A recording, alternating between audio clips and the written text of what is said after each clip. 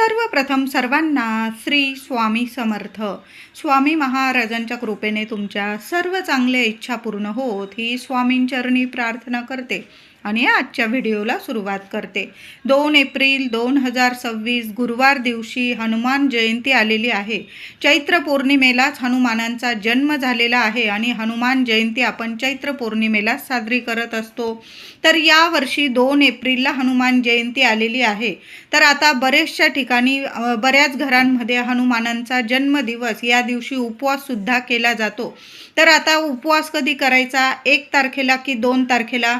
तर चैत्र पौर्णिमा म्हणजे हनुमान जयंतीची चैत्र पौर्णिमा प्रारंभ होणार आहे 1 एप्रिल 2026 बुधवार दिवशी सकाळी 7:06 ही चैत्र पौर्णिमा तिथी प्रारंभ होणार आहे आणि 2 एप्रिलला सकाळी 7:41 ही पौर्णिमा तिथी समाप्त होणार आहे.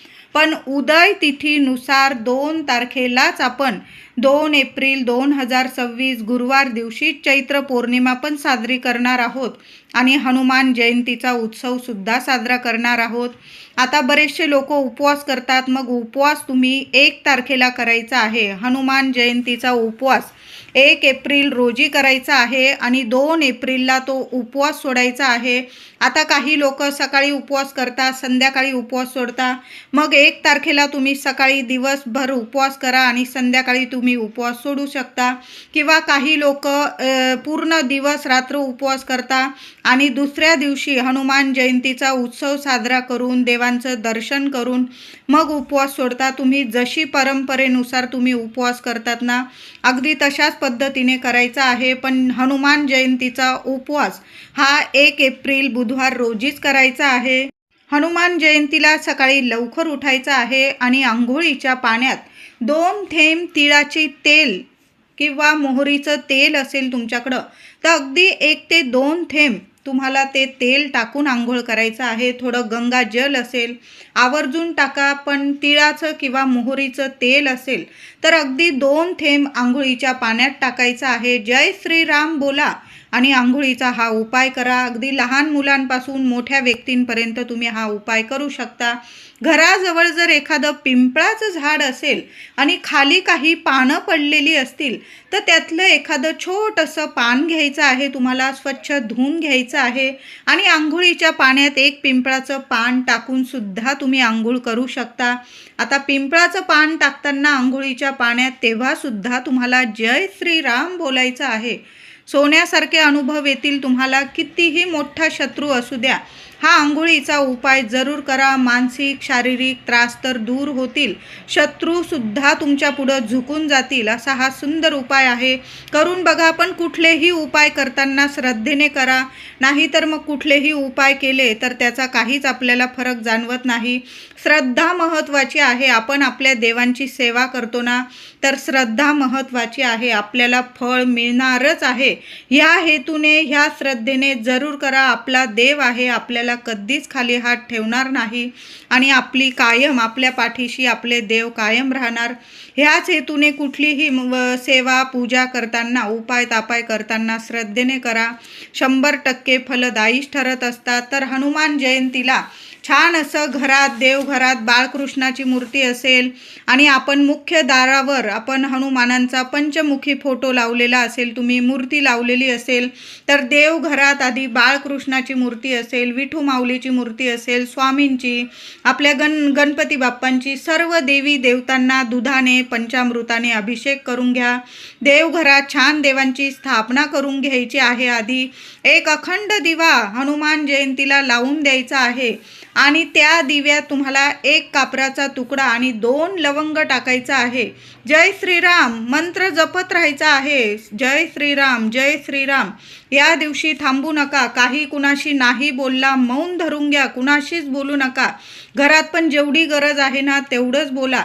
फक्त जय श्रीराम मनातल्या मनात मंत्र जपत राहा. खूप सोन्यासारखे अनुभव येतील तुम्हाला. 1 दिवा मुख्य आपल्या देवघरात लावून द्यायचा आहे, विझणार नाही. काळजी घ्या. दिवा स्वच्छ धुवून घ्या. एखाद्या ताटलीत वगैरे ठेवा. दिव्याची हळद कुंकू वाहून पूजा करा. दिवा तेलाचा असो तुपाचा असो, तो दिवा लावताना सुद्धा जय श्रीराम बोलून दिवा लावा.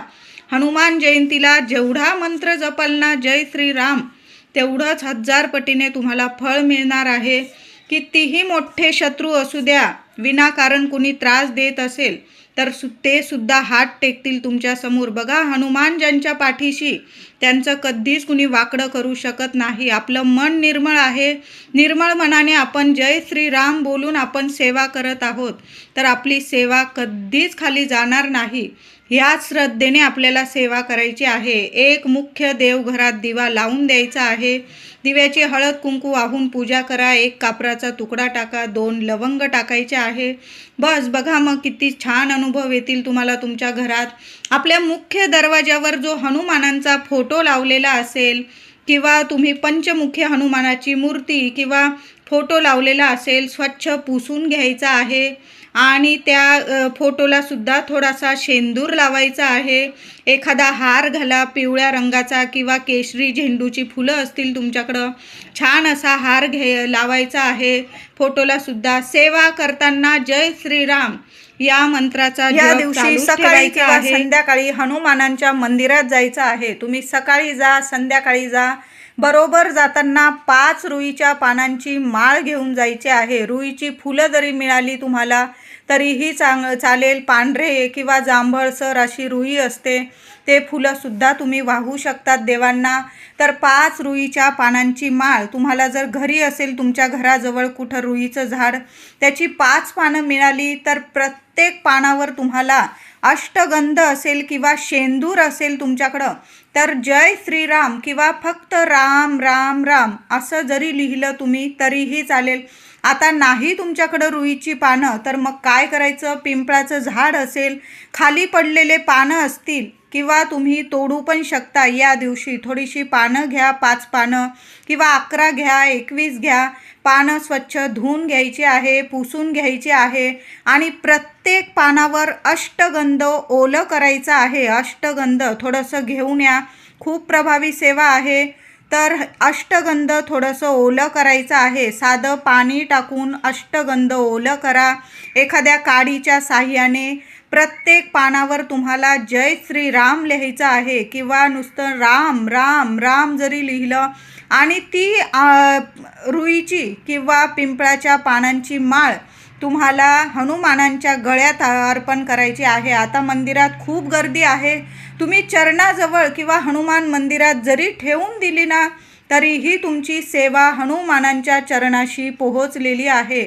श्रीराम हृदयात बसतात हनुमानांच्या. तुम्ही जी सेवा कराल ना जय श्रीराम बोलून, ती सेवा त्या दिवशी जरूर कबूल होणार आहे. त्याचबरोबर बरोबर जाताना थोडंसं तेल घेऊन जायचं आहे. मुठभर काळे उडीद घेऊन जायचे आहे. हनुमान जयंतीला मुठभर काळे उडीद घेऊन हनुमान मंदिरात जरूर जायचं आहे. रुईच्या पानांची माळ, तेल, उडीद तुम्हाला तिथंसुद्धा मंदिराबाहेर मिळून जाईल.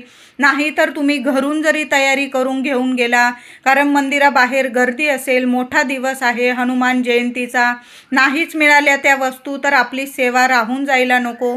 म्हणून घरूनच तयारी करून घेऊन जा. गूळ, फुटाणे, जिलेबी किंवा बुंदीचे लाडू असा नैवेद्य तुम्ही हनुमानांना दाखवायचा आहे. वेगवेगळ्या प्रकारची फळं तुम्हाला हनुमानांना प्रसाद म्हणून घेऊन जायचं आहे. तिथं गेल्यानंतर रुईच्या पानांची माळ किंवा मी तुम्हाला सांगितलं पिंपळाच्या पानांची माळ जय श्रीराम लिहिलेली हनुमानांना जरूर चढवायची आहे. गूळ, फुटाण्यांचा किंवा तुम्ही बुंदीचे लाडू, केळी, वेगवेगळे नैवेद्य नेलेले असतील हनुमानांजवळ ठेवायचे आहे. आणि तुम्हाला मुठभर काळे उडीद तुमच्या मनातील इच्छा बोलून उजव्या हातात ते काळे उडीद घ्यायचे आहे आणि ते उडीद तुम्हाला हनुमानांच्या चरणाशी ठेवायचे आहे. काळे उडीद जरूर हनुमानांना चढवायचेच आहे. एखादा कागद वगैरे घेऊन जा किंवा हनुमानांच्या चरणाजवळ जरी तुम्ही काळे उडीद तुमच्या मनातील इच्छा बोलून घ्यायची आहे आणि काळे उडीद जरूर अर्पण करायचे आहे. किंवा हनुमानांवर किंवा मारुती मंदिर असेल तुमच्या घराजवळ, तिथं तेल चढवता, तेलाबरोबर काळे उडीदसुद्धा चढवले जातात. तुम्ही तशा पद्धतीने सेवा करू शकतात, पण काळे उडीद जरूर चढवा. जास्त नसतील, किमान 5-11 काळे उडीद तर असतील तुमच्याकडं, काळे उडीदच चढवायचे आहे. उडदाची डाळ नाही, अखंड काळे उडीद घ्यायचे आहे. मिळून जातील तुम्हाला किराणा स्टोअर्समध्ये. ते काळे उडीद घ्यायचे. तुमच्या मनातील इच्छा बोलायची. तुम्हाला कोणी विनाकारण त्रास देत असेल तर ते बोलून घ्यायचं आहे आणि काळे उडीद चढवायचं आहे. थोडंसं तेल अर्पण करा. आता तेल नाही तिथं अर्पण करू दिलं, मुख्य दिवा असतो हनुमान मंदिरात, एक दिवा प्रत्येक मंदिरात असतो, मोठा दिवा. त्यात जरी थोडं तेल तुम्ही वाढवून आला, त्यामुळे जास्तीत जास्त तो दिवा चालेल आणि त्याचं सुद्धा आपल्याला फळ मिळणार आहे. अशा साध्या सोप्या पद्धतीने हनुमान मंदिरात जाऊन तुम्हाला सेवा करायची आहे आणि बरोबर जाताना एक दिवा सुद्धा बरोबर घेऊन जायचा आहे. तुम्ही कणकेचा बनवा किंवा मातीची पंती घ्या, त्या मातीच्या पंतीत किंवा कणकेचा दिवा बनवा. तुम्हाला जास्त दिवे लावायचे असतील 11, 21 तेवढे सुद्धा तुम्ही कणकेचे छोटे छोटे दिवे बनवू शकतात. कणकेचे दिवे किंवा मातीच्या पंत्या घेऊन तुम्ही मंदिरात जायचं आहे बरोबर जाताना. म्हणूनच मी सांगत आहे की तयारी आदल्याच दिवशी करून ठेवा, म्हणजे मंदिरात जाताना आपल्याला शांततेत सेवा करता येईल. किंवा तुम्हाला कणकेचा एकच दिवा लावायचा तर तुम्ही चौमुखीसुद्धा दिवा कणकेचा लावू शकता. थोडंसं कणिक मळून घ्या, काहीही टाकू नका, ना हळद ना मीठ ना काही, फक्त पाण्याने थोडीशी कणिक मळून घ्यायचं आहे. त्याला 4 मुखी दिवा बनवून घ्यायचा आहे. जसा बनेल तसा तुम्ही तो दिवा घेऊन मंदिरात जायचा आहे. 4 दुहेरी वाती टाकायच्या आहे. त्यात जे तेल असेल देवांच्या दिव्यांसाठी, अगदी असं नाही की तिळाचंच पाहिजे, मोहरीचंच पाहिजे, असेल तर आवर्जून तिळाचंच तेल टाका, मोहरीचंच टाका. आता सगळ्यांकडं नसेल, जे देवांच्या दिव्यांसाठी तेल वापरतात महिलांनो, दादांनो, तुम्ही ते तेल जरी त्या दिव्यात टाकलं तरीही चालेल. चौमुखी दिवा घ्या. आता नाही चौमुखी, एक तरी कणकेचा दिवा बनवा. नाही कणकेचा दिवा बनवता आला पण एक मातीची पंती घेऊन तरी हनुमान मंदिरात जरूर जायचं आहे. एखाद्या कोपऱ्याला लावायचा आहे हा दिवा. आपल्यामुळे कुणाला त्रास होणार नाही याची काळजी घ्यायची आहे. आणि तो दिवा लावताना मनात जी इच्छा असेल ना, हृदयाजवळ हात ठेवा, उजवा हात तुमचा. तुम्हाला हनुमानांना जी प्रार्थना करायची आहे ती बोलून घ्या. जय श्रीराम, जय श्रीराम किमान 11 वेळा तरी मंत्र जपा हनुमानांसमोर आणि जय श्रीराम बोलून हनुमानांजवळ तो दिवा प्रज्वलित करून यायचा आहे. 100 नाही 1000% सांगते, तुम्ही खाली हात घरी येणार नाही. हनुमान जयंतीचा मोठा दिवस आहे आणि जय श्रीराम बोलून जी व्यक्ती हनुमान मंदिरात दिवा लावते ती व्यक्ती खाली हात घरी येत नाही. कितीही मोठं संकट असू द्या, त्यातून क्षणात मार्ग साक्षात जय श्रीराम जरूर काढतील आणि हनुमान तर आपल्या पाठीशी आहेच कायम. कितीही मोठा शत्रू असू द्या, कुठली बाधा असू द्या, आरोग्य नीट नाही, घरात विनाकारण तुम्हाला खूप त्रास आहे, लक्ष्मी टिकत नाही, तर हा उपाय जरूर सर्वांनी करायचा आहे. लक्ष्मी नारायण तुमच्यावर खूप प्रसन्न होतील. कारण सर्वांनाच माहीत आहे श्रीराम म्हणजे साक्षात भगवान विष्णू आणि माता सीता म्हणजे माता लक्ष्मी आहे. जय श्रीराम बोलून हनुमानांच्या जवळ एक दिवा जरूर लावून द्या. जरासं कोपऱ्याला लावा, म्हणजे आपल्या दिव्यामुळे कुणाला त्रास होणार नाही, पण दिवा जरूर लावायचा आहे. आता तुमच्या घरात ज्या व्यक्तीला त्रास आहे त्या व्यक्तीने जरी तो दिवा प्रज्वलित केला ना, सोन्याहून पिवळं, किंवा आई वडिलांनी सुद्धा ही सेवा करू शकता. किंवा महिलांना त्रास आहे, दादांनी सेवा करा. दादांना त्रास आहे, महिलांनी सेवा करा. घरातल्या कुटुंबातल्या एका व्यक्तीने जरी ही सेवा केली ना तरीही चालेल. ज्यांचं आरोग्य नीट नाही, काही बाधा आहे, आजारपण आहे, त्या व्यक्तीने स्वतः जाता आलं मंदिरात आणि सेवा करता आली, दिवा प्रज्वलित करता आला तर आवर्जून सेवा करा. देवांना नैवेद्य दाखवा. देवांना एक दिवा देवांजवळ लावून यायचा आहे. थोडे काळे उडीद अर्पण करा, थोडं तेल अर्पण करा. आवर्जून ही सेवा करा. आता हनुमान मंदिरातून खाली हात घरी यायचं नाही, कुणीच यायचं नाही. तर काय करायचं, हनुमान मंदिरातून घरी येताना थोडासा चरणाजवळील, हनुमानांच्या चरणाजवळील किंवा हृदयाजवळील अगदी बोटभर शेंदूर घरी घेऊन यायचा आहे. तुम्हाला तिथंच कपाळी लावता आला तर स्वतःच्या कपाळी लावा, लेकरा बाळांना लावा आणि थोडासा बोटभर शेंदूर तुम्हाला घरी आणायचा आहे. घरात शिरण्या अगोदर आपल्या मुख्य प्रवेशद्वारावर जय श्रीराम बोलून तो शेंदूर लावायचा आहे. कधीच तुमच्या घराला कुणाची काळी नजर लागणार नाही. कधीच कुठला शत्रू तुमच्या केसाला धक्का लावू शकणार नाही. खूप सोन्यासारखा उपाय आहे. ही सेवा आहे, साक्षात श्रीरामांची सेवा आहे, हनुमानांची सेवा आहे. थोडासा बोटभर शेंदूर आपल्या मुख्य प्रवेशद्वारावर हनुमान जयंतीला जरूर लावायचा आहे. ज्या व्यक्तीचं आरोग्य नीट नाही, कुठली बाधा आहे, ती व्यक्ती नाही बोलली ना शेंदूर लावायला, तरी पण त्या व्यक्तीला सुद्धा तुम्ही थोडासा जय श्रीराम बोलून हनुमानांच्या चरणाजवळील किंवा हृदयाजवळील बोटभर शेंदूर लावा. ज्या व्यक्तीला आरोग्य हनुमानांना त्या व्यक्तीला सुद्धा लावा. क्षणात चांगले अनुभव यायला लागतील तुम्हाला. त्या व्यक्तीला औषधाला गुण यायला लागेल, त्याची प्रकृती चांगली सुधारायला लागेल. हे उपाय तर आवर्जून या दिवशी करायचेच आहे. सेवा म्हणजे आपण मंदिरात सुद्धा करू शकता. मंदिरात जर जागा असेल बसायला तर एक वेळा हनुमान चालीसा पठण करायची आहे, एक वेळा मारुती स्तोत्र पठण करा, एक वेळा तुम्हाला श्रीराम रक्षा पठण करायचं आहे. खूप सुंदर सेवा आहे, अनुभव सिद्ध सेवा आहे. मंदिरात बसून करता आली तर आवर्जून करा. नाही जमलं हनुमानांचं दर्शन वगैरे करून या सर्वांनी. आणि घरी जरी सकाळी किंवा संध्याकाळी आसन घेऊन बसा, दिवा अगरबत्ती लावून घ्यायची. अगरबत्तीची रक्षा एखाद्या ताटलीत पडेल अशा पद्धतीने तुम्हाला अगरबत्तीचा स्टँड ठेवायचा आहे. आणि तुम्हाला हनुमान चालीसा 11 वेळा पठण करायचं असेल 11 वेळा पठण करा. मारुती स्तोत्र तुम्हाला 11 वेळा पठण करायचं असेल करू शकता. घराजवळ पिंपळाचं झाड असेल तर तुम्ही चैत्र पौर्णिमेचा अगरबत्तीची रक्षा पडलेला दिवस आहे. सर्वांनी जय पिंपळाच्या झाडाला सर्वांनी कपाळी जरूर लावायची आहे. श्रीराम बोला. पिंपळाला स्पर्श करा. आता नसेल तुम्हाला पिंपळाला स्पर्श लावायची आहे. किमान पिंपळाला थोडंसं पाणी अर्पण करा. एक दिवा लावून द्या तिथं सुद्धा जय श्रीराम बोलून.